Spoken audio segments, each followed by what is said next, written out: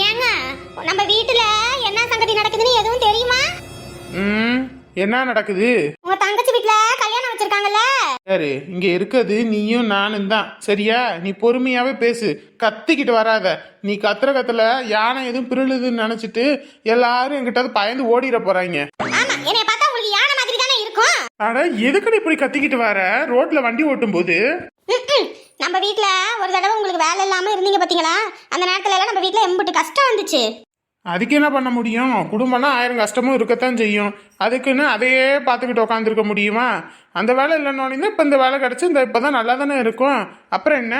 ஐயோ பைத்தியக்கார மனுஷா, முதல்ல நான் சொல்றது கேளு, அதுக்கப்புறமேட்டுக்கு நீ பேசு. என்ன?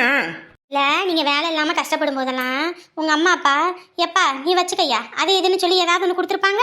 அவங்கள நோண்டலைன்னா உனக்கு தூக்கம் வராது. அவங்க கொடுத்தா என்ன, கொடுக்காட்டி என்ன? வயசான காலத்துல அவங்க நம்மள கஷ்டப்படுத்தாம இருக்காங்களே, அதுவே போதும். ஆமையா, எப்ப பார்த்தாலும் நீ இப்படியே தான் பேசுவ, ஒன்னு சொல்றது உன் மண்டையில ஏறாது. என்னடா, என்னைக்கு இல்லாத திருநாள இன்னைக்கு என் பொண்டாட்டி சோத்த கட்டிக்கிட்டு மதியானம் எனக்காக கொண்டு வர வந்தாளேன்னு நினைச்சேன். இப்பதானே தெரியுது எதுவும் இல்லாம நீ யாரும் பண்ண மாட்டியே. சோழியும் குடுமையும் சும்மாவா ஆடும்? சொல்லு. ஆமா, உங்களுக்கு என்னைக்குமே என்ன பார்த்தா இலக்காரமா தான் இருக்கும். நான் சொல்றது உங்களுக்கு ஒரு வெங்காயமும் புரியாது. நேரத்துக்கு புரிஞ்சிருந்தாதான் எப்படி எப்படியெல்லாம் இருந்திருப்பீங்களே. என்ன நீ சோத்துக்கு கஷ்டப்படுறியா, இல்ல உடுத்துற துணிக்கு கஷ்டப்படுறியா, இல்ல வீடு வாடகை வீட்டுல வாடகை கட்டணுமே கஷ்டப்படுறியா, இல்ல அன்னன்னைக்கு கடன் கட்டணுமே அப்படின்னு கஷ்டப்படுறியா? எந்த கஷ்டமும் இல்லாம தானே உன்னை வச்சிருக்கேன். இன்னமும் சொந்த வீட்டுல தானே இருக்க, அப்புறம் என்ன? ஆமா, நான் சொந்த வீட்டுல தான் இருக்கேன், இல்லாமையா இருக்கேன். ஒன்னு சொல்ல வரத கேளுங்க முதல்ல. என்னன்னு சொல்லு, சுத்தி வளைச்சு பேசாம. உங்க தங்கச்சி வீட்டுல கல்யாணம் வச்சிருக்காங்கன்னு உங்க அம்மாவும் உங்க அப்பாவும் 1,00,000 ரூபாய் பணம் கொடுக்க போறாங்களாம். 1,00,000 ரூபாய் பணமா? அவங்க கிட்ட எங்க இருக்குது? ஏங்க, நம்ம தாங்க அவங்க கிட்ட காசு இருக்குமோ என்னவோ நினைச்சு பயந்துகிட்டு வருத்தப்பட்டுக்கிட்டு இருக்கோம். ஆனா அவங்கள தெளிவா இருக்கிறாங்க. நமக்கு தெரியாம காசெல்லாம் அக்கௌண்ட்ல போட்டு சேர்த்து வச்சுக்கிட்டு இருந்திருக்காங்க தெரியுமா? இப்ப அந்த காசை தான் அவங்க பிள்ளைக்கு கொடுக்குறாங்க. நமக்கு ஒரு கஷ்டம்னா கையில இருந்து 10 ரூபாய் எடுக்க மாட்டேங்கிறாங்க. இப்ப பிள்ளைக்கு நோனையும் இப்ப எடுத்து செலவு பண்றாங்க. எம்பிட்டு விவரமா இருக்காங்க பாத்தீங்களா? அவங்க எல்லாம் தெளிவானா இருக்காங்க. நீங்க தான் பைத்தியக்காரத்தனமா காசு எடுத்து இழந்துகிட்டு இருக்கீங்க. யாரு? தங்கச்சி குடும்பத்துல கஷ்டம் இருக்குன்னு உனக்கே தெரியும், நீயே கண்ணால பார்த்துருக்க. அப்படி இருக்கும்போது இப்போ நீ இப்படி பேசுறது சரியா? அதுவும் இல்லாம என் அம்மா அப்பா யாரு கொடுக்குறாங்க? என் தங்கச்சிக்கு தானே கொடுத்துட்டு போறாங்க. விடு. என்ன கொடுத்துட்டு போறாங்க? வீடு அவங்களுக்கு என்ன ஒரு புள்ள தான் இருக்கா? ஏன் நம்ம உங்களால புள்ள மாதிரி தெரியலையா? 1,00,000 இருந்துச்சுன்னா ஆளுக்கு 50,000 கொடுக்க வேண்டியதானே? அது என்ன ஒத்த கண்ணுல சுண்ணாம்பு ஒத்த கண்ணுல வெண்ணையை வைக்கிற பழக்கம்? ஐயோ ஆண்டவனே, இப்ப என்னடியே உனக்கு பிரச்சனை? இங்க பாருங்க, நீங்க உங்க அம்மா அப்பா கிட்ட கேளுங்க. எனக்கு பங்கு வேணும், எனக்கும் கஷ்டம்னு சொல்லி காசை வாங்குங்க. இங்க பாரு, எங்க அம்மா எங்க அப்பாவும் நீ குடுடா வைடான்னு சொன்னா தான் நான் இதுன்னு சொல்லலாம். அவங்க பிள்ளைக்கு அவங்க செய்யறாங்க. இன்னத்துக்கு நமக்குன்னு சொந்த வீடு கட்டி வச்சிருக்கிறாங்க, இந்த இடம் வாங்கி வச்சிருக்காங்க. இதுக்கு மேல என்ன பண்ணுவ? ஏன் உங்க தங்கச்சி என்ன வீடு வாசல் இல்லாம நடுத்தருவில நிக்கிற? அவளும் சொந்த வீட்டுல தானே இருக்கா. ஊர்ல புழங்காம இருந்தாலும் காடுகாரன்னு அவங்களுக்குன்னு எல்லா சொத்தும் இருக்குது. ஆனாலும் இல்ல இல்லன்னு தான் பஞ்சமாட்டு பாடிக்கிட்டு இருக்காங்க. நம்மள மாதிரி இருக்குதுன்னு காட்டிக்கிறது கிடையாது. இல்ல நாங்க அன்னைக்கு பாத்தீங்கல்ல காது குத்துக்கு இந்த 1/2 பவுன் எடுத்து அந்த பையனுக்கு போட்டாங்கல்ல, அதெல்லாம் இல்லாமையா வந்துச்சு. எல்லாம் தெளிவா சேஃப்டியா தாங்க இருக்காங்க. நம்ம தான் ஏமாலியா இருக்கிறோம். சொல்றதை கேட்டு ஒழுங்கா உங்க அம்மா அப்பா கிட்ட பணத்தை வாங்குற வழியை பாருங்க. ஒரு குடும்பம் நல்லா இருக்கிறதுக்கும் நல்லா இல்லாம போறதுக்கும் காரணம் ஒரு பொண்ணு தான். அது நீ தான். உன்ன மாதிரி ஒரு ஆள் மட்டும் கூட்டு குடும்பத்துல இருந்தாங்கன்னு வையி, அந்த குடும்பத்துல கும்மி அடிச்சுட்டு போயிருவீங்க தானே. நான் என்னைக்கு சொன்னாலும் உன் மரமண்டைக்கு ஏறாது. இப்படியே இரு காலத்துக்கும். அதுக்கப்புறம் தெரியும் அவங்களோட குணம் என்னன்னு. அப்புறமேட்டுக்கு நீங்க வருத்தப்படுவீங்க. அன்னைக்கே என் பொண்டாட்டி சொன்னாலே கேட்காம விட்டுட்டோமே, இன்னைக்கு அவதிப்படுறோமேன்னு. அன்னைக்கு அவதிப்பட்டு ஒன்னும் பிரயோஜனம் இல்லை. அண்ணே எனக்கு ஒரு டீ போடுங்கண்ணே.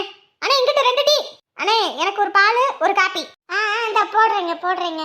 ஐயோ நம்ம நேரத்துக்கு இப்படி கூட்டம் வந்து கூடிருச்சு. இந்த பய வேற வேலை இருக்கிற நேரத்தில் அங்கிட்டும் இங்கிட்டும் போயிடுறான். இப்போ மொத்த கும்பலுக்கு நான் எப்படி போடுவேன்? 100 பேர் வந்தாலும் அசால்ட்டா அவன் டீ காப்பி பாலுன்னு எல்லாம் தனித்தனியாக பிரித்து போட்டு போடுவான். இப்போ நான் என்ன பண்ணுறது? பாலை காய்க்கவா, டீயை ஊற்றவா, காப்பியை கலக்கவா? ஐயோ கையும் ஓட மாட்டேங்குது, காலும் ஓட மாட்டேங்குதே. என்கிட்ட ஒரு 2 பால் தாரேன். கொஞ்சம் பொறுங்க. இந்த போடுறேன். ஐயோ நம்ம நேரத்துக்கு இந்த கேஸ் வர எரிஞ்சு தொலைய மாட்டேங்குதே. ஐயோ இதுவும் சேர்ந்து பழி பண்ணுதே. இவ்வளோ கூட்டம் இருக்கு. எங்க அவன் ஆளை காணமே. என்ன அண்ணாச்சி, கடையில கூட்டம் தள்ளி வளர்க்க முடியல என்ன? ஐயோ அதை ஏன்பா கேட்குற? அந்த பய வேற அவங்க தங்கச்சி கல்யாணத்துக்கு சேலை எடுக்க போயிட்டேன். நான் அந்த வேலையெல்லாம் நான் ஒத்தாலா கடந்து பண்றதா இருக்குது. என்னாச்சு இப்படி கூட்டம் கூடி இருக்கிற நேரத்துல இவன் பாட்டுக்கு பொழப்பே போச்சுன்னு அவன் பொழப்ப பார்க்க போனா எப்படி என்னாச்சு? இந்த மாதிரி ஆளுங்களை வச்சு நீங்க எல்லாம் குப்பை கொட்டுறீங்க. வேலைக்காரங்கய்யா அதெல்லாம் ஒரு நிமிஷத்துல 10 டீ 100 டீ அந்த போட்டுருவான். என்ன இந்த சோழி இருக்குன்னு போயிட்டான். இன்னைக்கு நேத்தாவா இவன் சோழி இருக்குன்னு போறான். காலங்காலமாவே சோழி இருக்குன்னு தான் தினந்தோறும் ஓடிடுறான். இப்படி இருந்தா என்ன அண்ணாச்சி பண்றது? நீங்களும் நல்லா இழிச்சவன்னு தெரிஞ்சு வச்சிருக்கான். அதனால தான் அவன் பாட்டுக்கு பொழப்பே போச்சேன்னு போயிடறான். இதுவே நீங்க எல்லாமே வேற ஒரு ஓனர் கிட்ட இந்த மாதிரி பண்ண முடியுமா? பண்ணினாதான் அவங்க இருப்பாங்களா? வேலையை விட்டு அந்த நிமிஷமே தூக்கி போடுவாங்கல்ல. அதுதான் ஐயா, அடுத்தவங்களா இருந்தா வேலையை விட்டு தூக்கி போடுவாங்க. நமக்கு அந்த அளவுக்கு தான் இது இல்லையே ஆளுல. அதனால தானே இவனை பிடிச்சி தொங்கிட்டு கிடக்குறான். இதுக்கு தான் சொல்றது ஊர்க்கார பயலவளையே வேலைக்கு போடக்கூடாதுன்னு. அவனுங்க நம்மளை நல்லா யூஸ் பண்ணிக்கிட்டு அதுக்கப்புறம் தூக்கி வீசி போடுவாங்க. ஐயோ அப்படியெல்லாம் இல்லையா அழகு, அதெல்லாம் வேலைக்காரையா. என்ன வேலைக்காரன்றீங்க? இப்போ வேலைக்காரன் இருந்திருந்தா இன்னைக்கு நீங்க இத்தனை டீ வேகமா போடலாம்ல. நாங்க பாருங்க டீ போட லேட் ஆகுன்னு பாதி பேர் எந்திரிச்சு போறாங்க. அவ்வளோத்தான் போங்க, நீங்க இழுத்து மூடிட்டு போறதுதான் நல்லது. இவனை மாதிரி ஆளை வேலைக்கு வச்சா. என்னப்பா சொல்றேன்னா புரிஞ்சுக்கங்க. இந்த மாதிரி ஆளுங்களை வேலைக்கு வச்சு நீங்க கஷ்டப்படாம சுயமா யோசிங்க. எப்பா அதுக்குன்னு ஆள் வேணும் இல்லையா? ஆள் தானே. ஏன் இந்த 6 மணி டீ காப்பி போட மாட்டேனா? சொல்லுங்க, எத்தனை நாள் உங்களுக்கு முதல்ல எல்லாம் போட்டு கொடுத்துருக்கேன்.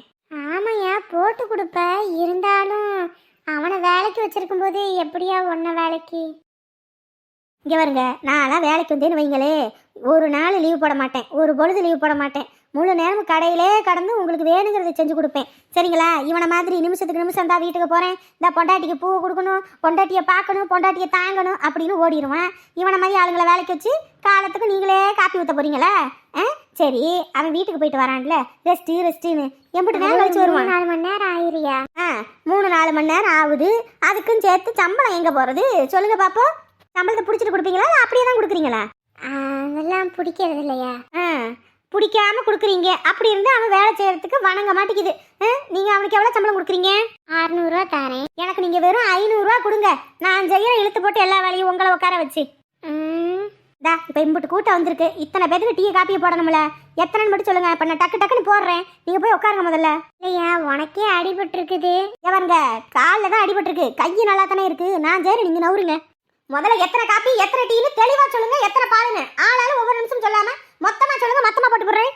ஐயோ என்னடா இது, இவன் வேற நான் எல்லா வேலையும் பண்றேன்றான். இப்போ அளவுக்கு என்ன பதில் சொல்றது? ஓகே விடுங்க, போட்டுருவோம். ஐயோ என்னடா இது. அடே அழகு சுந்தரம், என்னைய விட ஒரு காலத்துல வேலையை விட்டு தூக்க வச்ச மவனே, இன்னைக்கு நான் பண்ற வேலையில உனக்கு வேலை இல்லாம போகுதுடி. அதுக்கப்புறம் எப்படி நீ உன் தொங்கச்சி கல்யாணத்தை நடத்துறேன்னு பாக்குறேன். இந்த சேலை எல்லாமே ஒரு 3000-4000 பட்ஜெட்டில் வருங்க. உங்களுக்கு பார்த்து பிடிச்சிருக்கான்னு சொல்லுங்கள், இல்லைன்னா அதுக்கு ஏற்றாப்புல ரேட் அதிகமாக கூட எடுத்து காட்டுறேன்.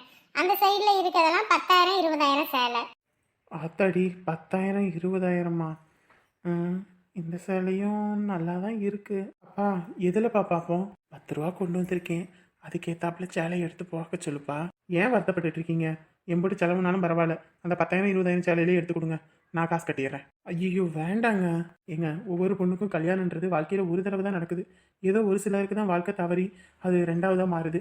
அப்படி இருக்கும்போது ஒவ்வொரு பொண்ணும் கல்யாணன்றதுல அவ்வளோ சந்தோஷத்தையும் அவ்வளோ ஏக்கத்தையும் வச்சுருப்பாங்க.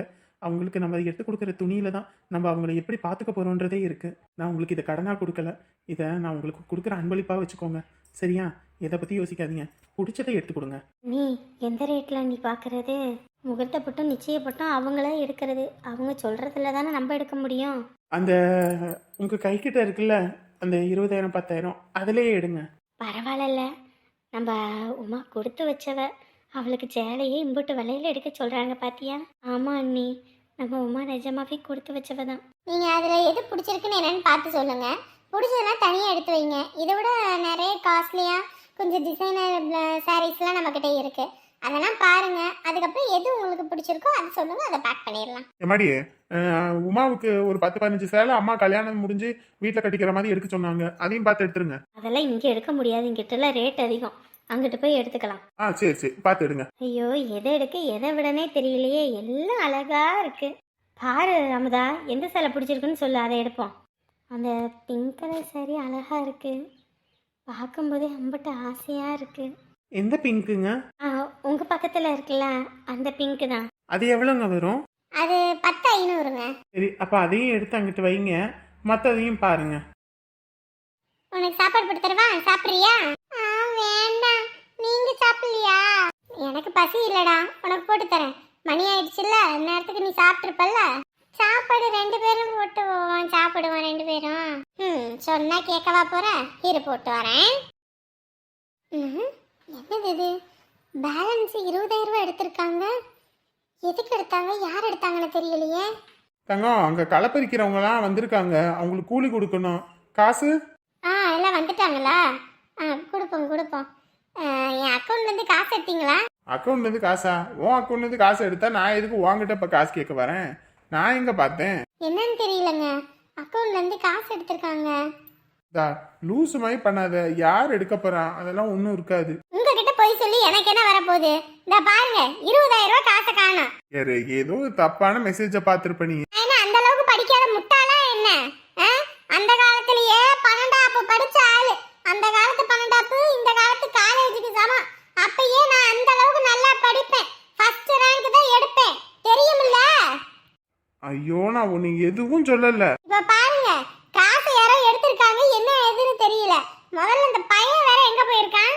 அதுவா, இந்த டீசல் போடணும், டேங்க் எல்லாம் ஃபில் பண்ணி வைக்கணும் அப்படின்ட்டு இருந்தான். இந்த பெட்ரோல் டீசல் விலையில ஏறுது வைக்குதுன்னு. ஓஹோ, அப்ப இவன் தான் பெட்ரோல் போட எடுத்திருப்பானோ? அப்படி இருந்தாலும் 20,000 எடுத்து என்ன செலவு அவனுக்கு? ஏன்னா டேங்க் ஃபில் பண்றதுக்கு 20,000 ஆகுது. ஐயோ, இவ சும்மாவே அந்த ஆட்டம் கட்டுவா. இந்த பையன் எதுக்கு எடுத்தான், என்ன ஏதுன்னு வேற தெரியலையே. ஐயோ, இப்போ என்ன பண்றது? எதையும் சொல்லி சமாளிக்கவும் முடியாது.